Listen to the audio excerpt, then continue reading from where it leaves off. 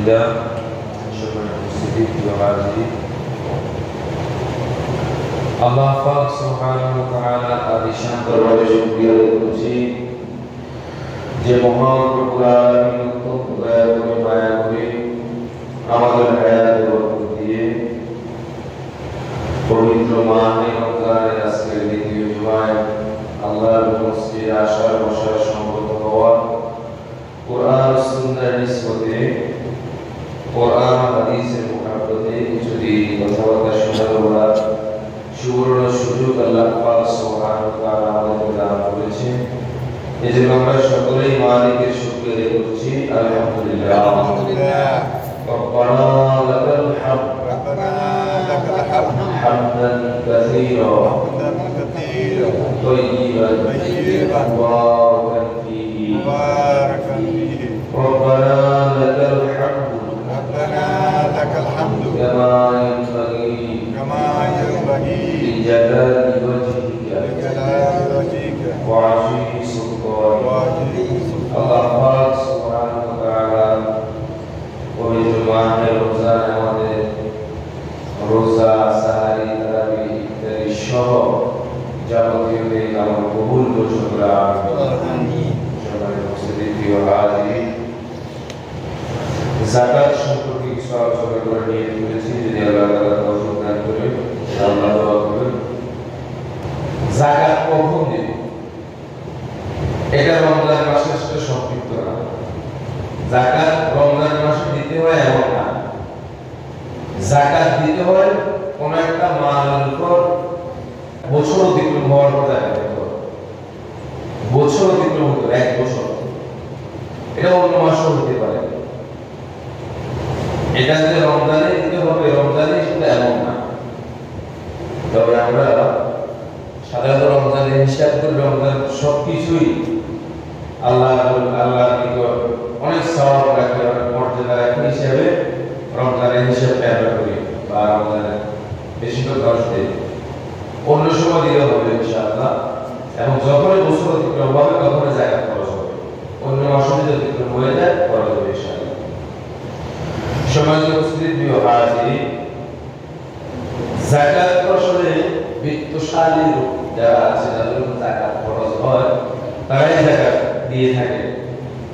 প্রথমে আমাদেরকে আগে বুঝতে হবে এই পৃথিবীতে আল্লাহ তাআলা যাদেরকে অর্থ সম্পদের মালিক বানিয়েছেন, টাকা পয়সার মালিক বানিয়েছেন, এই টাকা পয়সা তার কি নিজস্ব পাওনা না আল্লাহর পাওনা?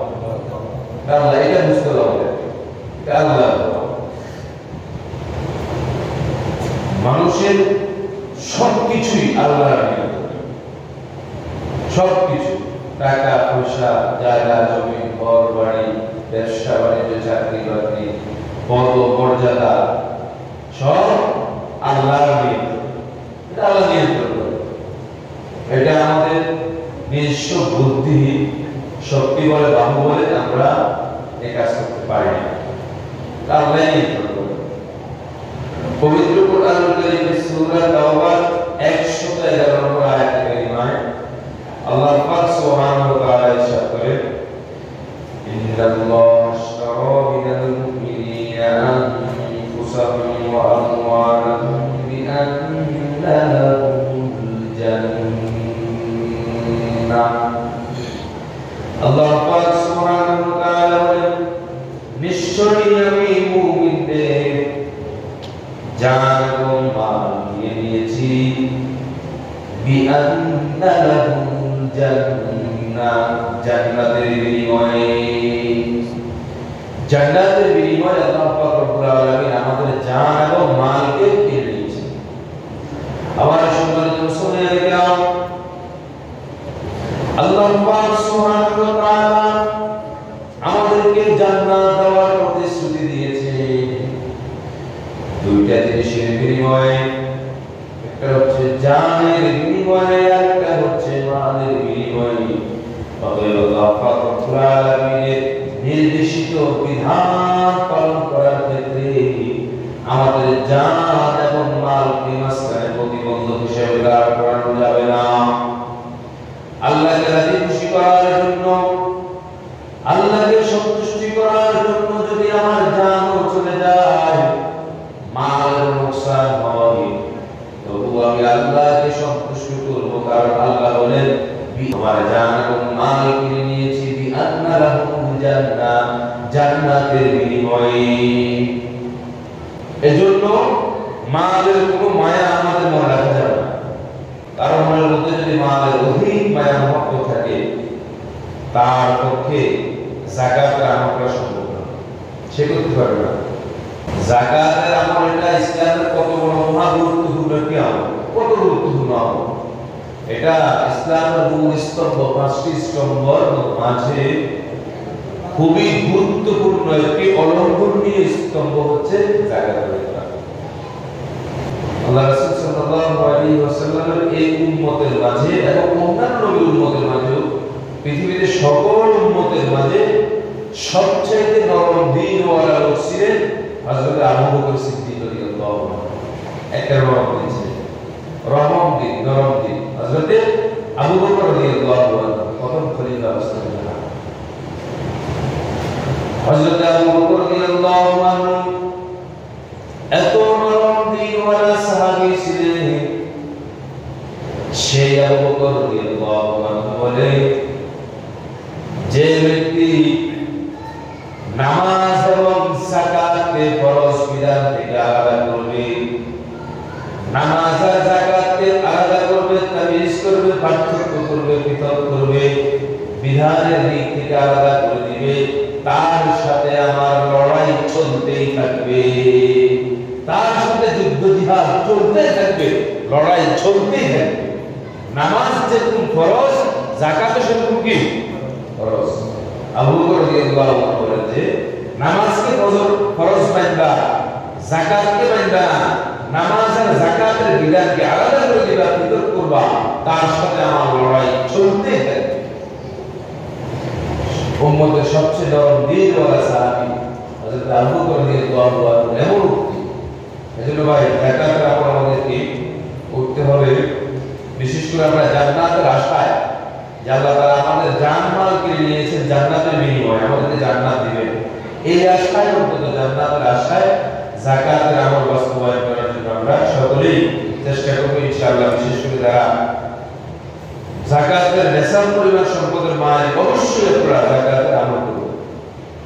আল্লাহর দেওয়া কিছু ইবাদত জীবনের সাথে সম্পর্ক, জানের সাথে সম্পর্ক, আর কিছু ইবাদত মালের সাথে সম্পর্ক, টাকা পয়সার সাথে সম্পর্ক। জানের সাথে সম্পর্ক যেমন নামাজ পড়া, এবার নামাজ পড়তে আমাদের একটু কষ্ট হয় কিনা, শরীর লড়াচড়া, আর শরীরে একটু কষ্ট হয়, পড়বে এটা অনেক কষ্ট, ঠিক মতো বুঝতে পারে না, ব্যথা করতেছে, কোমরে ব্যথা আছে, সেটাতে তো অনেক কষ্ট। কিছু কিছু ইবাদত আছে জানের সাথে সম্পর্ক, কষ্ট হয় শরীরে, আর কিছু কিছু ইবাদত মালের সাথে সম্পর্ক, যেমন যাকাত। যাকাত কি শরীরে কোনো কষ্ট না, টাকা দিতে হবে, এটা টাকার সাথে সম্পর্ক না। সদকায়ে ফিতর, দান সদকা, এটা টাকার সাথে সম্পর্ক। জানের সাথে সম্পর্ক এবং ইবাদতের মধ্যে সবচেয়ে দামি ইবাদত হচ্ছে নামাজ পড়া। সুবহানাল্লাহ, সবচেয়ে দামি, গুরুত্বপূর্ণ ইবাদত নামাজ পড়া। আর মালের সাথে সম্পর্ক এবং ইবাদতের মাঝে সবচেয়ে দামি এবং গুরুত্বপূর্ণ ইবাদত হচ্ছে যাকাত দেওয়া, যাকাত দেওয়া। এজন্য আমার সম্মানিত মুসলিম کرام, জান আল্লাহ পাক রব্বুল আলামিন দিয়েছেন, মাল আল্লাহ পাক রব্বুল আলামিন দিয়েছেন। জানের দিক থেকে ইবাদত করা আল্লাহর কাছে পছন্দের অনেক ইবাদত আছে, তার মধ্যে সবচেয়ে পছন্দের ইবাদত হচ্ছে নামাজ পড়া। মালের সাথে সম্পর্কিত আল্লাহ অনেক ইবাদত দিয়েছেন, যার মধ্যে আল্লাহর কাছে সবচেয়ে পছন্দের ইবাদত হচ্ছে যাকাত আদায় করা। দুই দিক থেকে আল্লাহ তাআলার কাছে পছন্দের দুইটা ইবাদত আমরা পেয়েছি, একটা হচ্ছে নামাজ আদায় করা, আর একটা হচ্ছে যাকাত আদায় করা। এজন্য আমার সম্মানিত মুসলিম کرام, আল্লাহ তাআলার মহান বিধান 5 ওয়াক্ত নামাজ আমরা সময় মতো যত্নের সাথে আদায় করব। পাশাপাশি আল্লাহ তাআলা যাদেরকে সম্পদশালী করেছেন অর্থ সম্পদের মালিক বানিয়েছেন, তারা যেন আমরা সকলে আল্লাহ পাক সুবহানাহু ওয়া তাআলার সন্তুষ্টি আর রেজামতের জন্য আমরা যাকাতের আমল করব ইনশাআল্লাহ। যারা অর্থ সম্পদের মালিক আছেন হিসাব করে আপনি যাকাতের আমল করবেন, যাকাতের আমল করবেন। সম্মানিত প্রিয় হাজিরিন, প্রিয় উপস্থিতি, নামাজ পড়ার দ্বারা বান্দা আল্লাহর সাথে গভীর সম্পর্ক গড়ে তোলে। নামাজটা আমরা কত আল্লাহর জন্য পড়ি, আল্লাহর সন্তুষ্টির জন্য যদি আমি নামাজ পড়ি, এই নামাজের মাধ্যমে নামাজ আদায় করার দ্বারা বান্দার সাথে আল্লাহ একটা গভীর সম্পর্ক হয়। সুবহানাল্লাহ। নামাজ পড়ার মাধ্যমে যেমনি ভাবে বান্দার সাথে আল্লাহর গভীর একটি সম্পর্ক গড়ে ওঠে, যাকাত দেওয়ার মাধ্যমেও বান্দার সাথে বান্দার একটি গভীর সম্পর্ক গড়ে ওঠে। মানুষের সাথে মানুষের একটি গভীর সম্পর্ক গড়ে ওঠে যাকাত দেওয়ার মাধ্যমে। যাকাত ধনীদের জন্য আল্লাহর নৈকট্য লাভের একটি মাধ্যম। ধনীরা, অর্থশালীরা যাদের উপর যাকাত ফরজ হয়েছে, তারা এই আমলের মাধ্যমে আল্লাহ পাক সুবহানাহু ওয়া তাআলার নৈকট্য অর্জন করতে পারে। তাদের জন্য খুবই সহজ, যাকাতের মাধ্যমে আল্লাহর সন্তুষ্টি অর্জন করতে পারে। এজন্য আমার সম্মানিত মুসলিম, অতীতে আমাদের কি হয়েছে না না হয়েছে সেদিকে আমরা তাকাবো, তবে খুব চোখানুভাবে, খুব ধ্যানের সাথে গভীরভাবে খেয়াল করবো আমার পিছনের কোনো যাকাত রয়ে গেছে কিনা, পিছনের কোনো যাকাত রয়ে গেছে কিনা, গত বছরের কোনো যাকাত আমার রয়ে গেছে কিনা। যদি রয়ে যায়, জমা হয়ে থাকে, ওগুলো আদায় করে নিতে হবে। আরেকজনের হক খাওয়া, নষ্ট করা, নিঃসন্দেহে যার হকটা আমি দিলাম, এটা তার উপর জুলুম হয়েছে। কি করলাম বলে ভাই? আরেকজনের উপর হক নষ্ট করা মানে আমি জানি আল্লাহ মাফ করুন, ওটা এটা কেমন কথা? আপনার সুনির্দিষ্ট একটা নেশাবের পরে এই নেশাবের যতটুকু আপনার যাকাত আসছে, যতটুকু টাকা, যে পরিমাণ টাকা, এটা আপনার টাকা নয়, এটা আমার আপনার টাকা নয়।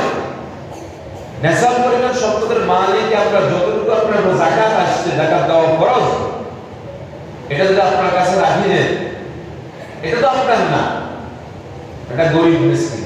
কার বলেন ভাই? গরিব মিসকিন। এটা আপনি দিলেন না, তাহলে ওই গরিব মিসকিন টাকাটা আপনি দিলেন। তো একজন গরিবের হক আপনি রেখে দিলেন, আমি রেখে দিলাম, মিসকিন এতিমের হকটা রেখে দিলাম, তাকে দিলাম না, বরং তো সে অসহায় গরিব, এতিম মিসকিন গরিবের তার উপর জুলুম করা হয়েছে। আল্লাহ মাফ করুন। তাহলে এটা আমরা বুঝি না। কত বড় বড় ব্যবসায়ী কই তো জানে না যাকাত, এটা কি জানে না, আর জানেও অনেকে কত ফাঁদ পুকুর খোঁজে গরিবকে ধোঁকা দেওয়ার জন্য, গরিবকে কাঁদানোর জন্য, মিসকিনকে কাঁদানোর জন্য কত ফাঁদ পুকুর খুঁজে কেন যাকাত বেচতে পারে।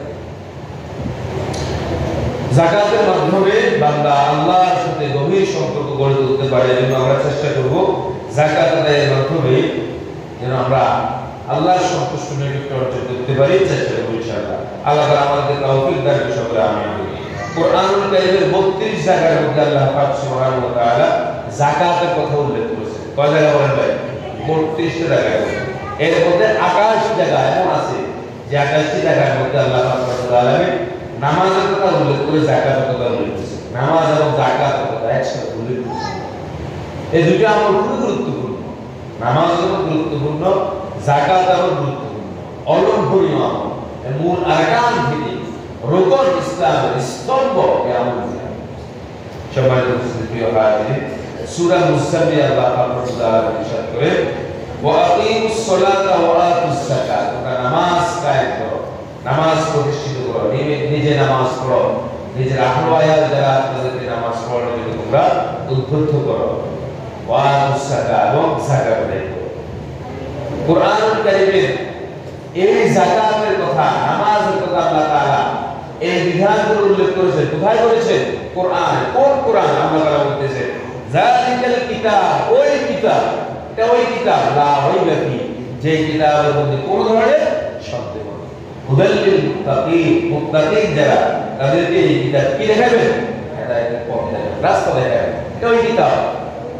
এই কিতাবের মধ্যে আল্লাহ পাক রব্বুল আলামিন যাকাতের বিধান উল্লেখ করেছেন। সম্মানিত মুসলিম প্রিয় হাজিরিন, এজন্য যাকাত আদায় করার জন্য আল্লাহ পাক রব্বুল আলামিন আমাদেরকে পবিত্র কোরআন কারীমে বিভিন্নভাবে উদ্বুদ্ধ করেছেন, উৎসাহিত করেছেন, উদ্বুদ্ধ করেছেন। দুনিয়ার উপর আমরা আমাদের ভারত কেমন? আমাদের ভারত হচ্ছে আমাদের ন্যায় কামড়ের দিকে আগাইতে চেষ্টা করে, আমরা তাকে অনুৎসাহিত করি। ঠিক আছে ভাই? তাকে আমরা থামাই দেওয়া যায়, এটাকে বলে লাইনে কেউ একটা উন্নতির পথে আছে, আমরা তাকে অনুৎসাহিত করে থামাই দিই, অফ করে। কোরআন কারীম আল্লাহ পাক রব্বুল আলামিন বিভিন্নভাবে আমাদেরকে উদ্বুদ্ধ করেছে যাকাত আদায়ের ব্যাপারে। যেমন আল্লাহ পাক রব্বুল আলামিন সূরা মুজাম্মিলের আয়াত কারিমা বলতেছেন, وَأَقِيمُوا الصَّلَاةَ وَآتُوا الزَّكَاةَ وَأَقْرِضُوا اللَّهَ قَرْضًا حَسَنًا। وَأَقِيمُوا الصَّلَاةَ নামাজ আদায় করো, وَآتُوا الزَّكَاةَ যাকাত আদায় করো, وَأَقْرِضُوا اللَّهَ قَرْضًا حَسَنًا। আল্লাহ পাক সুবহানাহু ওয়া তাআলাকে তোমরা কর্জে হাসানা দাও, ঋণ দাও। ভাই আল্লাহর ঋণ দরকার আছে? কি দরকার? আল্লাহর কি দরকার? আল্লাহর সন্তুষ্টির জন্য মানুষকে দিতে হবে। আজকে এর কর্জে হাসানার মামলা আমাদের মাঝে নাই। কর্জে হাসানার দূরের কথা, মানুষের সাথে মানুষের লেনদেনের সম্পর্কটুকু বড় খারাপ হয়ে গিয়েছে। আপনি কারোর কাছে ধার চান, কেউ আপনাকে ধরা দিবে না, নাই নাই নাই নাই। আপনি আড়ালে দিয়ে তার সাথে আপনি চুক্তিবদ্ধ হন, সুদের ব্যাপারে আপনি চুক্তিবদ্ধ হয়ে তার কাছে আপনি লোনের টাকা নেন। সে দেওয়ার জন্য শুধু একজন না, দুইজন না, অনেকেই প্রস্তুত আছে। ঠিক কিনা বলেন ভাই? সুদের টাকা আপনি গোপনে চান, ভাই ঠিক আছে, অনেকে দেওয়ার জন্য প্রস্তুত আছে, অনেকে দিবে। কিন্তু আপনি কর্জে হাসানা, ভাই হইতেছে 1000 টাকা আপনি আমাদের ধার দেন, এক সপ্তাহ পরে দেবো, এক মাস পরে দেবো, এখন দেওয়ার লোক আছে বলেন ভাই? এখন নাই। আল্লাহ মাফ ওয়াকুরিদুল্লাহ করদান হাসানা, তোমরা আল্লাহকে কর্জে হাসানা দাও, মানে আল্লাহর সন্তুষ্টির জন্য, আল্লাহর রাজামন্দির জন্য অসহায় গরিব যারা আছে তোমার কাছে কর্জে হাসানা চায়, সওয়াবের আশা তাকে তুমি কর্জে হাসানা দাও। সওয়াবের আশা, এটা অনেক সওয়াবের কাজ। আর তুমি হাজত পুরা করা অনেক সওয়াবের কাজ। যাকাতের অনেক ফজিলত, যাকাতের মাধ্যমে আল্লাহ পাক রব্বুল আলামিন আপনাকে অনেক সম্পদের মালিক বানিয়ে দিবেন। যাকাত দিচ্ছেন, মনে হইতেছে আপনার কাছে আপনার সম্পদ একটু কমতেছে, টাকা একটু কমতেছে, কিন্তু বাস্তবতা হচ্ছে না, কমতেছে না, বরং এর মাধ্যমে আপনার সম্পদগুলো, আপনার টাকাগুলো পবিত্র হবে। আর পবিত্র টাকা আপনার কাছে আছে মানে আল্লাহ তাআলা আপনাকে আরো অনেক টাকা মালিক বানিয়ে দিয়েছে। এজন্য আমাদের টাকা যেন অপবিত্র না থাকে, পবিত্র অবস্থায় রাখতে হবে। যাকাত তাদের উপর ফরজ হয়, তারা আমরা যাকাত আদায় করি। এখন আসুন ভাই সরাসরি যাকাত যারা না দিবে তাদের ব্যাপারে আমরা কিছু জানা দরকার। যাকাত যারা না দিয়ে নিজেকে বিভিন্ন কার্য করে অথবা ইচ্ছাকৃতভাবে যাকাতকে আদায় না করে তাদের ব্যাপারে কোরআন কারীমের কি নির্দেশনা আল্লাহ তাআলা বলেছেন?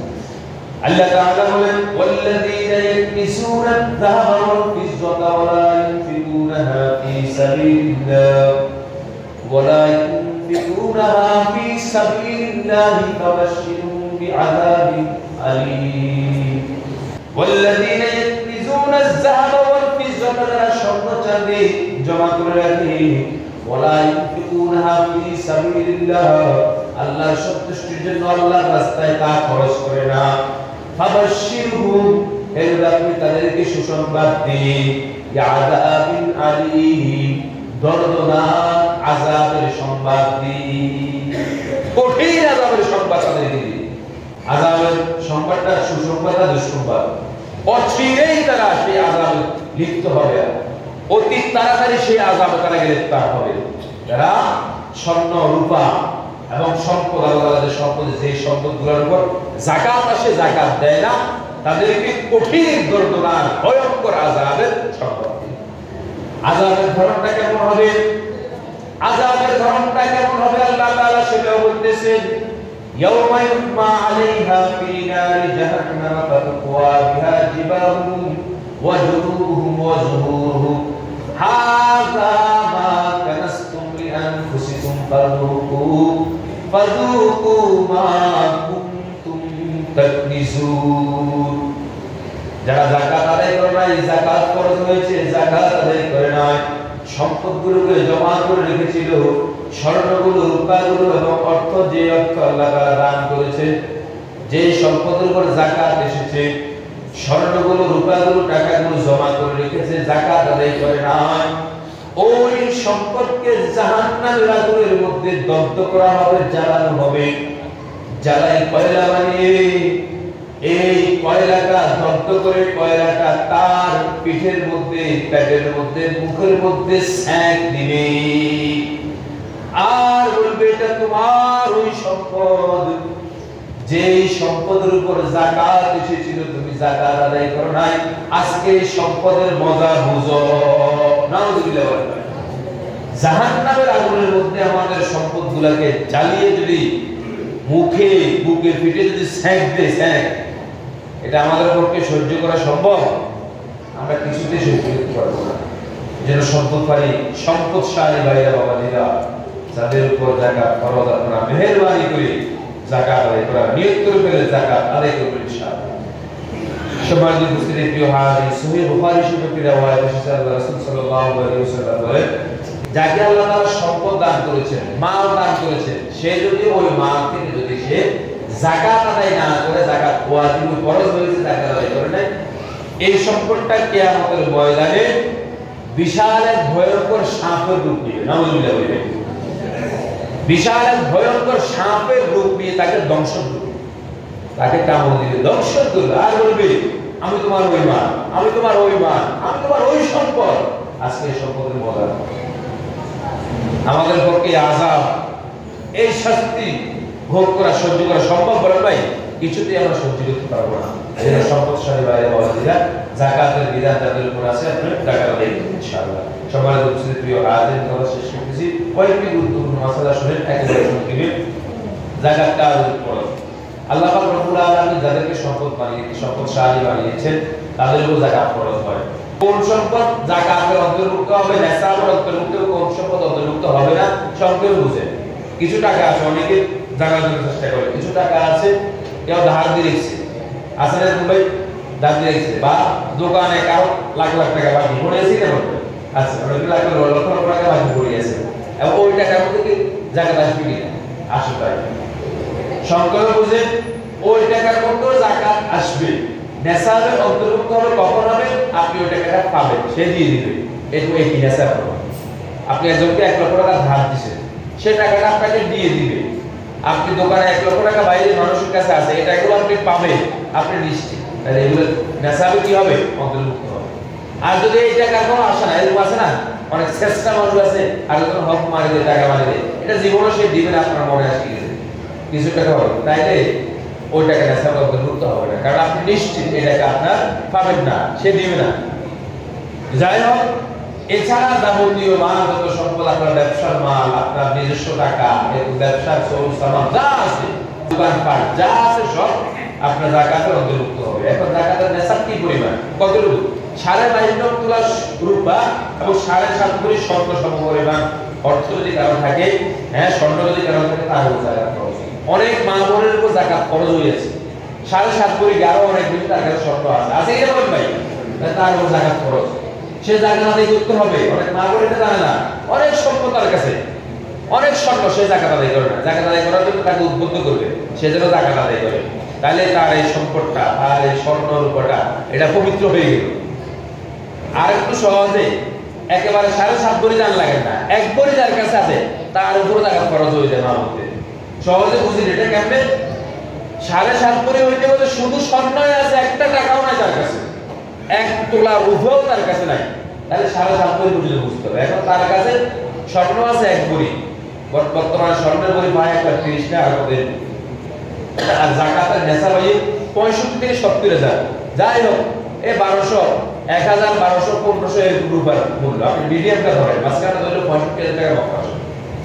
যাই হোক, তো তার কাছে আছে 1 ভরি স্বর্ণ, 1 ভরি স্বর্ণের দাম কত? 1,20,000 টাকা না, বা 30,000 টাকা।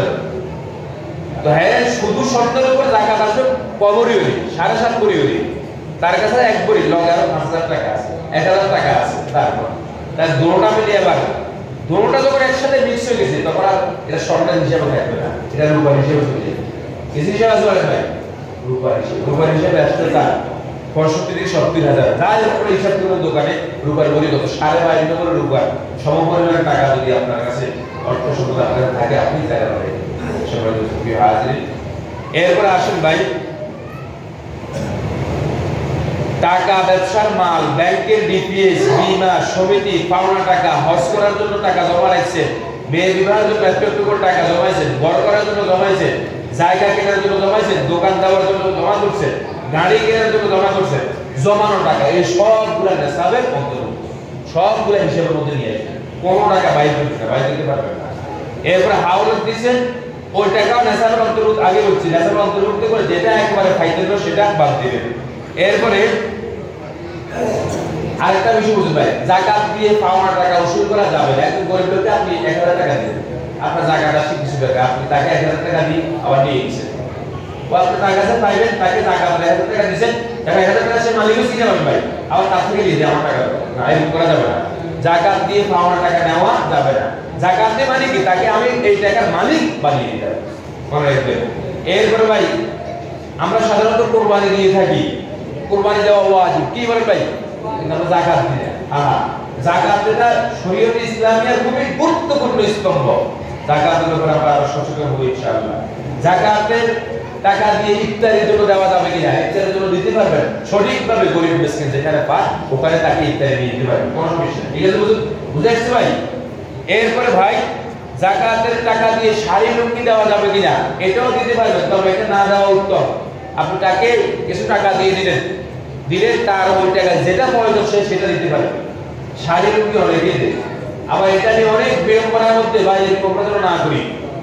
হ্যাঁ, সিরিয়াল ধরে মানুষকে কষ্ট দেওয়া থেকে আমরা বিরত রাখবো ইনশাআল্লাহ। এরপর আয়োজন করে যাকাত না দিই, ভাগ্যর মিলিয়ে আয়োজন করে আমরা যাকাত আদায় করবো। এভাবে যত আড়ালে পারি গোপনে পারি আমরা যাকাতের এখানে যাকাত আদায় করার জন্য আমরা চেষ্টা করবো ইনশাআল্লাহ। যাকাত সংক্রান্ত যদি আরো কোনো বিষয় জানা থাকে ইনশাআল্লাহ আলেম ওলামা তাদেরকে জানিয়ে দিবেন। আপনার সম্পদকে, আপনি যতটুকু সম্পদ আছে ওই সম্পদকে একটা হিসাব পরিমাণ নিয়ে আপনি একটা হিসাব দিলেন, হিসাব দিয়ে যদি যাকাত দেওয়ার সমপরিমাণ আপনার সম্পদ হয়ে যায়, ওই সম্পদের উপর ইনশাআল্লাহ আপনি যাকাত আদায় করবেন। এর দ্বারা আপনার সম্পদ কমবে না ইনশাআল্লাহ, বরং আপনার সম্পদটা পবিত্র হবে। আর পবিত্র সম্পদ যখন আপনার কাছে থাকবে ইনশাআল্লাহ এই সম্পদের মধ্যে এই টাকার মধ্যে আল্লাহ তাআলা বরকত দিয়ে দেবেন ইনশাআল্লাহ। আল্লাহ তাআলা আমাদের সকলকে বুঝার এবং আমল করার তৌফিক দান করুন। সকলে আমিন।